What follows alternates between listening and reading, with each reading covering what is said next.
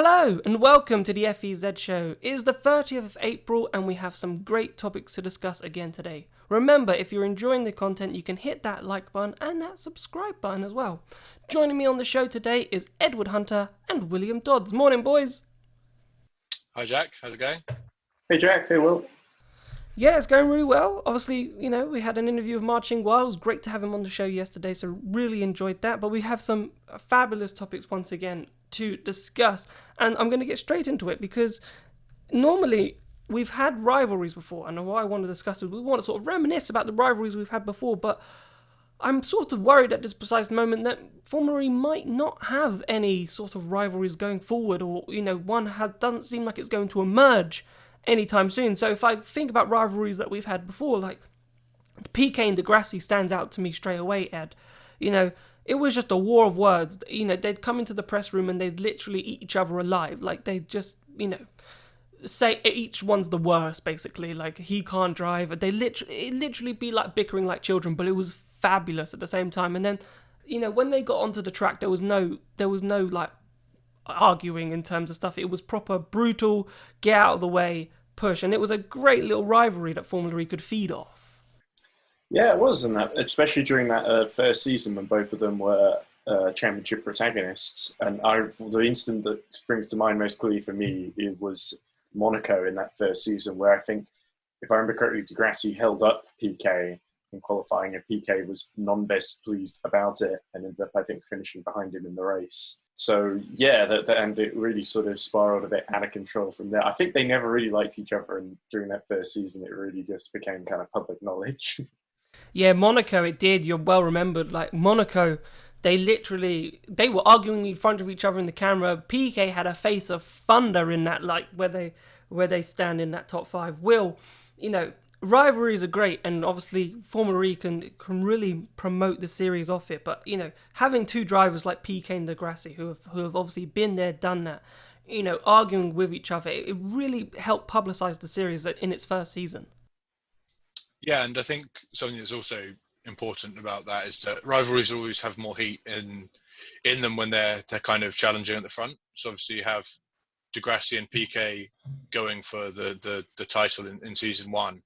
And I think that always just adds a certain intensity to the rivalry. Obviously, I think that with them, which is maybe not the same with some of our other kind of more rivalries that occur later on, is that there's like a personal aspect to it as well.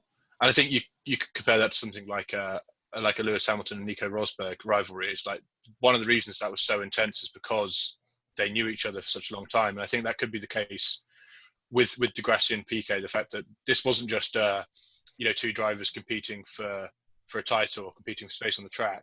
These were two drivers who potentially didn't like each other as well. And I think that's always something that can be added into it, and it always helps make the rivalry even more fierce. Yeah, and prizes, because obviously both of them were sort of challenging for the title, as you said earlier. And when you mentioned the Hamilton-Rosberg rivalry, obviously, they were pictures as being great friends. Like, when Hamilton got his first win, the hug, Rosberg was on the podium, and, they were hugging each other. Fast forward to 2014-15, they literally can't stand the sight of each other anymore because the prize, Ed, is so huge. And obviously, yes, you could say Formula E's prize championship isn't as huge as a Formula 1 championship, but for a championship that you're fighting in, it's still pretty huge. So, that also would have fueled that rivalry.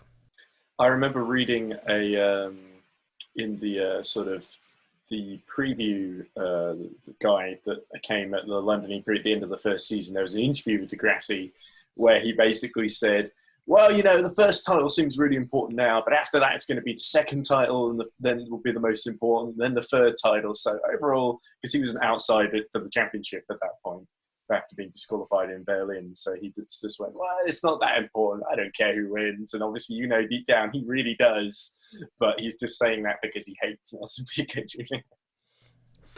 Yeah, but then obviously, we had that rivalry, and then the rivalry that then sparked the following season was obviously between him and Degrassi and Sebastian Buemi, and that rivalry really heated up towards London. Now, obviously, it was the championship final, but it had that Senna Prost feel, because I don't know why, but it had that, because you're going into that race, and obviously Degrassi was leading the championship, but Buemi was on pole, and Buemi had the quicker car, and Buemi was probably still favourite to win that championship, despite Degrassi being in the lead. And, everything was fueled towards what would happen in that first corner when they crashed. And when you have people in the paddock talking about, I think Degrassi's going to punt him off, I think we're going to see, a proper shunt, a proper something that's going to be spectacular, and we're going to be talking about for years like we still are now. And that feels a rivalry. And I still think there's probably that rivalry between them today, just from what happened in London in season 2. Yeah, I mean, if you're going for a title and your closest rival punts you off at the first corner, that's not something you're going to kind of forget in a hurry, is it? But yeah, I think this is probably the best rivalry you've seen, just because it's two drivers who were going against each other for titles for, I think, like 3 seasons. It wasn't just that kind of, with PK, obviously he had the win in season 1, but then kind of was immediately falling backwards after that. Whereas these guys kind of sustained over a number of seasons a battle right at the front, just between the two of them. And I think those are the best kind of rivalries. It plays out over like a really long period of time. So yeah, that was, and I think something that we kind of mentioned off camera is that I think potentially both of them are quite spiky characters. We've seen Buemi, we mentioned Buemi's rant in one of our previous episodes as well, kind of one of the crazy moments in Formula E. And yeah, he's clearly someone who kind of wears his heart on his sleeve. And obviously Degrassi, going up against PK in season 1, and then by kind of virtue of Degrassi, Buemi being his biggest rival in season 2, that kind of played out with him. So I think that I really like these kind of one-on-one battles with two drivers going for the title. I think they kind of allow each other to they kind of put all their interest on each other, and almost sometimes like the other drivers get a little bit forgotten. But it's a really interesting dynamic when that happens. Yeah, I agree, Will. And another thing that I think is important to mention is there was a big battle in the constructors in those seasons between Ab Schaeffler, Audi's and Sport, and Renault Edams, of course, who both of those drivers drove for. So their teammates were sort of involved in a way as well. And of course, Renault Edams won the constructors, I think, 3 years in a row before Audi finally got it the year after in season 4. Yeah, so what I was going to say was the rant. Obviously, that happened in the end of season 3 in Montreal, and obviously Sebastian Buemi had missed the New York round, so everything was on the line, and the championship was up for the fight, and Buemi had sort of surrendered the title by missing the double header in New York, and I think that fueled the rivalry because he knew then he'd allowed his rival in Degrassi, to get the better of him this season, and by missing that race, there was so much on Buemi to lose, and he just exploded. And I really think that was probably just due to the rivalry, the intense rivalry that he had with Degrassi. Yeah, absolutely. As you say, those things kind of, they evolve over time, and I think they almost they kind of weigh down on you more over time. And those guys would have got to the point where they're just obsessed with beating one another. And I guess for Degrassi, it must have been hard because he was obviously the one who'd missed out now on 2 occasions. And I think Buemi would have also just been feeling the pressure of staying on top. Obviously, in the early days of Formula E as well, these people are they know that they've got the opportunity to kind of stamp their name down in history and be the kind of like early front runner, one of the like pioneers, and someone that we're going to come back in 10 years and look at and say, oh, look, they were the first big name in Formula E. They were the first one to kind of dominate the series. So there's a lot on the line, even though, what Ed referenced about what Degrassi was saying, the first one and the second one's always goes forward about what's going to be the most important. But I think winning those early titles and stamping down your authority is something that would have meant a lot to them. And it's interesting that actually it's potentially Jean-Eric Vergne who now will be the guy that we look back on as being that one to kind of be the first dominant driver in Formula E, rather than either of those two.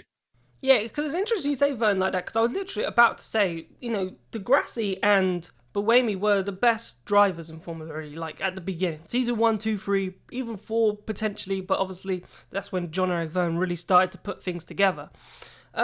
So you're right in what you're saying. People talk about eras, like the first era of Formula E, who was the best driver. So you have like the one Manuel Fangio's in Formula 1 and Ascari.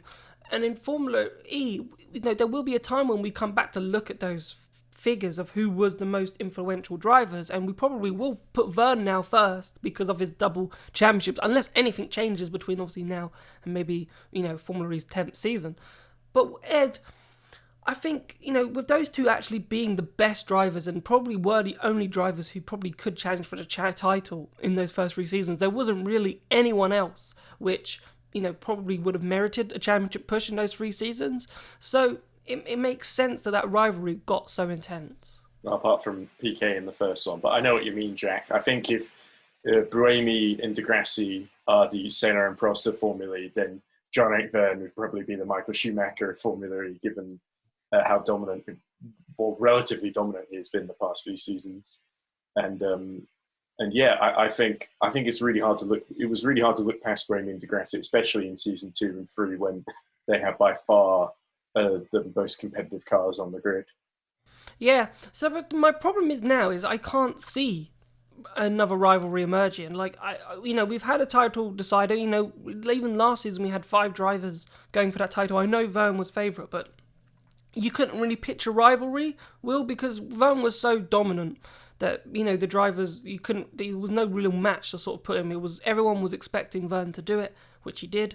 And then, you're looking at the drivers now, and we've mentioned some drivers. To me, I think a driver who could get into a rivalry, and especially if he was pushing Jean-Eric Verne or Antonio Felix da Costa, would be Mitch Evans, because you can really see, Mitch Evans probably will have that fiery side, like, that type of driver like Degrassi and Buemi and Piquet, those drivers that really fuel rivalries. But, we've mentioned drivers like Maximilian Gunther, da Costa. But they all seem really nice at this moment in time. And when you're really nice, it's really hard to see, rivalries form. You could have had one last season with Da Costa and Sims when they crashed into each other at Marrakesh. And it all ended up, it's all okay. We all like each other. We all understand. There was a real chance to have a rivalry there between teammates because they crashed into each other. And they were both, obviously, BMW and Marrakesh were probably the best team at that time. But it didn't happen, so I don't know where the next feud or the next rivalry is coming from, Will. I definitely see potential between Jean-Eric Verne and Antonio Felix da Costa. I think that obviously this has been established over the last 2 seasons or so as very much being Jean-Eric Verne's team. He's the double champion. He's kind of taken Techeetah to being like one of the best teams in Formula E. And I personally think that having someone like Da Costa come in, who's clearly incredibly quick and potentially has the edge in qualifying so far over Verne this season, will be a big threat to him.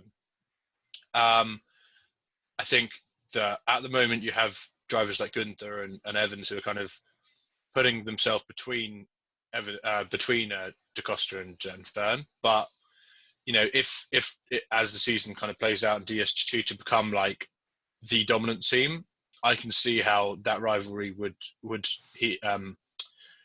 kind of escalate. I think that those are definitely 2 drivers who are very talented, and I just can't, I don't see how 2 goes into 1 with that team. I think the thing with potentially Evans and with maybe Gunther as well is I do think that they have the legs on their teammate. I know a lot of people like Alexander Sims, but I do think Gunther's got the legs on him. So I just always think that those inter-team battles are always the best in a way. And, you talk about Prost and Senna, but that rivalry was really started when they were together at McLaren before kind of Prost moved on to Ferrari. You look at other rivals like Hamilton and Alonso or Hamilton and Rosberg, it's always like, I think it's those inter-team, and I think that extra close contact, that kind of knowing that you have the same equipment and knowing that there are no excuses if you lose, is something that always just makes it more juicy. So yeah, I'd like to see a rivalry develop between Da Costa and Jev. Firstly, because I think they're 2 of the best drivers on the grid. I think you always want it to be with some of the best. And secondly, because they're in the same team. Yeah, I think it's a shame really that obviously COVID-19 has come and we've probably robbed us of this battle developing, because you're right in what you're saying. Jev has stamped his authority down as, that Techeetah driver. It's his team, and Da Costa has come in this season and beaten him, Ed. And it's just like, how would Jev respond? And so far, Jev hasn't really responded in any way, like he's sort of just taken it on the chin and gone, you know what, it's okay. But when it comes down to crunch time, maybe we're expecting an incident to happen between those two drivers, or as it gets closer towards the end of the season, if they were still both in the championship fight, then maybe that could be the next rivalry that we face. I've got to be honest, Jack, I feel slightly bad for Tsuchita, especially Mark Preston, because here we are talking about, we hope Da Costa and Verne, something happens and they run into each other more and cause problems for each other. And that's exactly what Mark Preston, the Tsuchita team, do not want. So I always feel like, we're trying to play devil's advocate here, try and ruin things for Tsuchita and fuel this sort of speculation, especially at a time when there's no race. Well, there's obviously sim racing going on, but there's no real racing going on where they could potentially rob each other of championship points. And like I said, we saw it nearly happen in Santiago in Mexico. There was a lot of team orders swapping back and forth, which neither driver seemed particularly happy about, although Da Costa came out on top that day in both instances, actually, because Verne retired in Santiago with damage. But yeah, I don't necessarily think a rivalry is about the drivers colliding, though. I think that a good rivalry will often just be like two drivers battling for a title and just, kind of slugging out and seeing who can be quickest, not necessarily running into each other. Yeah, I think you make a good point, Will, because obviously from the point of view of a rivalry, it's a sort of kind of a luxury of a problem to have because you've got two drivers running up at the front. You've also got the problem of, if you're not managing it carefully enough, it can boil over. Yeah, and there's always going to be argy-bargy. Like, there's always going to be incidences where they will touch. It might not be like it takes them out in the race touch, but they'll touch. Think Hamilton, Rosberg, Spa, where the front wing sort of goes. Prost, Senna, when they collided at Suzuka. Like, I reckon there will be, might not be this season, it could be next season, but there might be somewhere where, they're at a stage and they're pushing each other. And, they do touch, and that fuels, and one is worse off than the other, and, that fuels something else, and it just all reignites the fire between them. Obviously, yeah, you're right, Ed, in what you're saying. Obviously, Mark Preston, he doesn't want a rivalry, and he's done well so far in calling the rivalry. You never know, Lotterer was getting much better and better. Maybe Lotterer, if he was still in that team, could have really pushed it this season. And maybe, that friendship that they seem to have built up and promoted so much in social media, would have really become dented. But I suppose we have to wait and see for rivalries. It just seems like at the moment, when you see all the Formula E drivers talking to each other, that they're all too friendly to have a rivalry. Like, they're all like, oh, don't worry, mate, it's okay. Better luck next time. That's what it seems. And these are all fierce competitors, but they seem to just get on far too much to see a rivalry. Isn't that a good thing? Like, in terms of human relationships and stuff?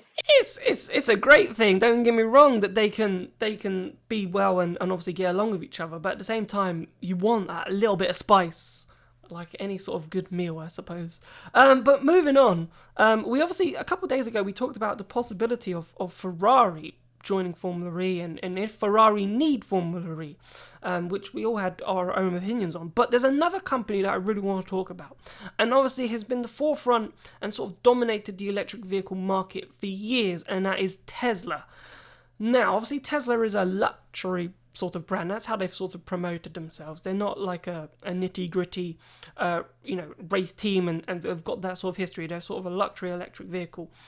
But they've been at the head of the game for ages now, and I think no other car manufacturer can say no to that. But now the likes of Mercedes, Porsche, BMW, Audi, all in Formula E and pushing the boundaries of electric vehicles.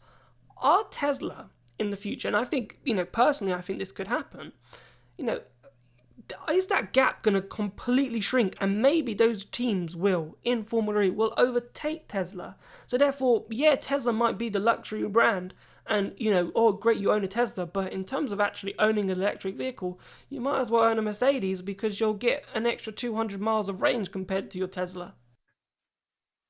It's really difficult to say, isn't it?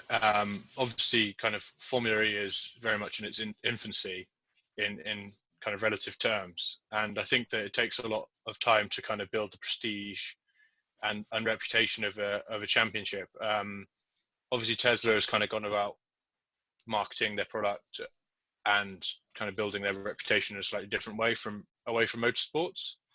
But it'll be interesting. Formula E is relatively a niche sport in comparison to many others, and I think it will largely depend on how these brands develop within Formula E and kind of how much attention they're putting into their kind of EV programs. Because, you know, it's very easy to kind of go into Formula E and say, like, look how green we are, we're doing electric racing. But that doesn't necessarily mean that, you know, it could just be a PR stunt. It could just be, you know, part of a large attempt in order to kind of promote your electric vehicles. You don't quite know the extent to, you know, what the motivation between joining Formula E is just yet, you know, until you see that kind of commitment to electric vehicles over a long period of time. So it's difficult to say at this point, because I do think it's still early days. Because for me, you know, as soon as Formula E was created, the first question everyone asked, is Tesla going to join? That was, and it still happens today. When is Tesla going to join Formula E? Because when you think electric vehicles, you think Tesla. And just that's simply because, Ed, Tesla were the first, you know, manufacturer, the first company in a sense, to pursue the electric vehicle and to pursue it properly, like Tesla have done. Yeah, they were really, I think, one of the first electric vehicle companies to sort of market electric cars properly, really, because we had there. You think back to historical flops, like from, like, say, Clive Sinclair in the 80s with the Sinclair C5 and the little chair, basically. It just looked really slow and kind of uncomfortable and not very practical for anything other than just a quick jaunt down the high street. But then Tesla really came along and changed the game. The thing is, like Will said and like you said, Jack, they don't really use racing as part of their marketing at all. And that means that there's not as much pull for them to go to Formula E, I don't think, because so much of their strategy is, we're talking about to this year, they became the second most valuable manufacturer in the world, like just behind, I think in terms of valuation, they're only behind Toyota overall. And Toyota has existed since 1937, Tesla's existed since 2003. So they definitely don't need the money. well, obviously everyone needs money, especially at a time like this. So maybe I've spoke too soon there. But yeah, I definitely can see why Tesla might think, oh, Formula E need us more than we need Formula E. It's interesting that you say that, because at this time we were talking about Ferrari needing Formula E, and I think for example, say Ferrari will need Formula E at some point, or will need to be in Formula E in some shape or form, whether it's through a sister company, just to make sure that the technology is feeding through and they're not falling behind their rivals. And I just feel, I know Tesla really hasn't pitched itself as a rival to Mercedes or as a rival to whatever sort of manufacturer, but I feel like at some point, it might not be now, but in 5, 6, 10 years' time, Mercedes, the Porsche electric vehicles, the Audi electric vehicles, they'll be hitting the market and they'll be becoming more and more popular. And especially especially in the UK and in other countries, when we get closer and closer to 2040, when, you're not allowed to produce any petrol vehicles. So in that time, Tesla itself could lose all that market share, could lose everything, if their cars no longer have the technology or can keep up with the manufacturers that are in Formula E, or the companies that are in Formula E, who are then producing electric vehicles in the future that probably will be better than Tesla cars. Yeah, I mean, it all depends on how much of their development in terms of Formula E is being kind of fed back onto their road operation. And it's difficult to know exactly kind of how much that is. I guess it also depends on the way that other series decide to position themselves. Are other championships going to go down a more kind of hybrid route? Are they going to go down more the electric route? That's something we still don't know. And as you say, Formula E is still in its infancy. So I think you're right in saying that this impact is definitely going to be felt 5-10 years down the line rather than right now. But it's an interesting point you raised about kind of Porsche, Mercedes. These are luxury brands in the kind of non-electric market, and they definitely have the standing and the reputation to compete with Tesla if they get their electric vehicles right. So I'm sure that Tesla view them as a threat. It's just about whether going to Formula E makes that less of a threat or not. Yeah, no, I agree with you. Like, I personally, I'd love to see Tesla fighting and actually putting their name up against and saying, look, we are the electric vehicle daddy in a sense. Like, you ain't going to beat us. We're going to stay on top and had that competitive spirit. I'm not saying Tesla need to make their own team. I'm not. We've got American teams. Obviously, one's tapped up with BMW, but you've got Dragon. And, just becoming an OEM partner with Dragon, that might be enough. You're not actually being a Formula E team, you're just providing a powertrain. And if Dragons all of a sudden shoot up to the top because they've got Tesla powering them, people are going to go, oh yeah, Tesla are the brand to buy. In terms of an electric car, like Tesla is still the brand. That's, looking at Mercedes, when they've been winning the Formula One World Championship, Ed, their car sales are through the roof because Mercedes are winning, therefore Mercedes produce the best cars, therefore I should buy a Mercedes. That's what a lot of people base what they buy their cars or who is a good car based on how they're performing sometimes out on a racetrack. Yeah, when you said that, what if Tesla bought a Dragon, I thought to myself, hang on, isn't Giancarlo Bazzuto going to buy a Dragon?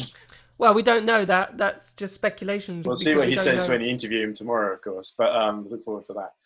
But I think you have to remember, in the case of Dragon particularly, they tied up previously with a startup EV company, obviously nowhere near as successful as Tesla have been, but Faraday Future. And unfortunately, Faraday Future fell into huge financial difficulties. And Tesla, they've been through the rocky periods. They weren't profitable until about last year. So, yeah, they definitely, Tesla, they were pretty attractive already, but they're a lot more attractive to, say, a team like Dragon that could really use the support. And in terms of, but as we said before, a team like Dragon really value their independence. So you could see it going, you can see a lot of reasons for it, you could see a lot of reasons against it. Yeah, I just think there will be a time where obviously Tesla might need to join, and if they don't join, they might see the consequences from that. They might never join Formula E, and nothing ever happens for them. They continue to progress electric vehicles and maybe always be one step ahead. We don't know, but I think it'd be great to just see their name in some shape or form linked with Formula E in the future. Might not be now, but definitely in the future, especially if they do start losing out. If Mercedes and Porsche and Audi, whatever, close that gap to Tesla, then I think Tesla might think, okay, we might need to get involved somewhere or some shape or form. And which they potentially were doing with the Tesla Model S, but I don't think it was linked to Tesla as much in the Electric GT Championship, which hasn't really come to fruition. So we have a YouTube question. So moving on to this segment of where you at home can ask some questions and we can answer them in the chat or in the chat show now. So we have a great question from Ryan. And Ryan asks, why are there so many crashes in Formula E? Well, Brian, the answer to your question predominantly, in my opinion, lies with the tracks. Because the tracks they're built on existing street layouts, so they have to work with what they've got. Often they can be quite narrow. What Formula E often does is they put in, especially in circuits we see in Bern and Rome, they put in these quite narrow, tight chicanes, which often, especially on the first lap, if a driver gets it wrong and causes sort of basically red flag because there's nowhere to go to avoid them, then that is often the reason why we see even cars sort of piling into each other. So I definitely think the circuits are a big part of it, in my opinion. But what do you guys think? Personally, track layout is a thing, but I think there's just, because it's a street circuit and these are not street circuits that have like FIA mandatory sort of tarmac. They're just proper street circuits with different track layouts, and if you run wide or if you make one tiny mistake, you're in that wall because you're gonna lose grip wheel and you're gonna crash. And I think we've seen that. We think Sam Bird and Stoffel Van Dorn in Mexico. Yes, those were proper street tracks, not street tracks, sorry, but they still managed to make that mistake and still managed to crash. Yeah, I think the circuits certainly have a huge part to play in it. And you look at any other form of motorsport, when you drive on street circuits, crashes are more regular. So it would make sense if Formula E is always driving on street circuits, they're going to have more crashes.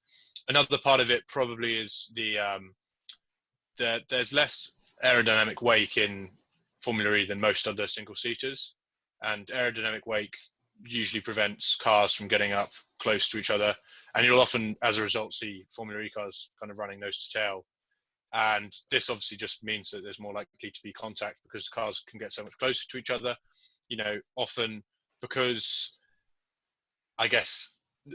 they're kind of able to take a bit of impact, as you see kind of like Max Günther losing his losing one of his wheel covers in Diriyah and kind of still being able to complete the race. They are kind of less reliant than, if you like nick the front of a front wing of a Formula One car, they basically can't go. Whereas in Formula E, they can kind of ride out this small amount of damage more.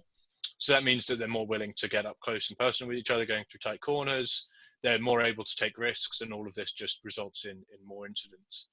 Another part is just that there's less field spread. So, the speed distance between, say, Neo 333 at the back and the car at the front is smaller than perhaps you'd see in other series. So there are just more cars that can go. There's more variance in terms of qualifying position. They're going to run closer to each other on the track, and then there's more teams running closer to each other on track, and it just all means that incident is more likely. Yeah, the thing is, I don't mind that obviously they're being crashed as long as people are safe, but it makes it interesting. And obviously, as the field is so tight together, and we've got these street tracks, and the walls are so close, if you make a mistake, that's it. You're binning it. You don't have, all the drivers say you don't have these runoff areas where you can just, save yourself in a sense. But great question, Ryan. If you have any other questions, please put them in the comments below, and we will answer them in the show. Boys, before we go, I've just got one thing to talk about, which is Extreme E. Now, we've talked about Extreme E, but they've come out this morning and made a big statement by saying that, it's going to be mandatory for teams to field a male driver and a female driver in order to, prove and show gender equality. Will, what did you make of that announcement? I mean, I think it's a good idea. It's make something to set Extreme E apart. And I think that, if they've got a decent stable of women drivers as well as men drivers, then I think that it's a really good idea. We've already seen with W Series that there are a number of talented women drivers out there who potentially weren't getting the opportunity previously. So I think that if that's the way they want to go, I think that there's probably going to be the interest, and there's going to be the opportunity to do it, then I think why not, if that's the way they want to go. I think it's a good idea. Yeah, for me, Ed, I think it's a good idea. I think it's great to obviously get more females into that motorsport and improve the gender equality. But what I'm worried about is that if we go to an Extreme E event and the male drivers are consistently ahead of the female drivers, you might be trying to prove gender equality by having two drivers in the same team of the same sex. But at the same time, if the males are dominating in the race, then you're not really proving that gender equality, if that makes sense. Yeah, it's interesting because I read up about this. What they're proposing is a sort of co-driver thing where you will have, say, the male driver will start the race and then there'll be a point halfway through where they'll swap, but the driver who's not driving will be in the co-driver seat giving, co-driver directions and stuff like that. So they're both going to be involved no matter who's in the driving seat, which I thought was interesting, as opposed to sort of mandatory having a lady driver in the team. I prefer it to W Series. I was never a big fan of I really like the drivers in W Series, most of them, but I never liked the way it was a sort of segregated championship. That always felt a little off to me personally. I know it's a controversial opinion, but we won't get too much into that. But I sort of prefer the way that Extreme E are doing.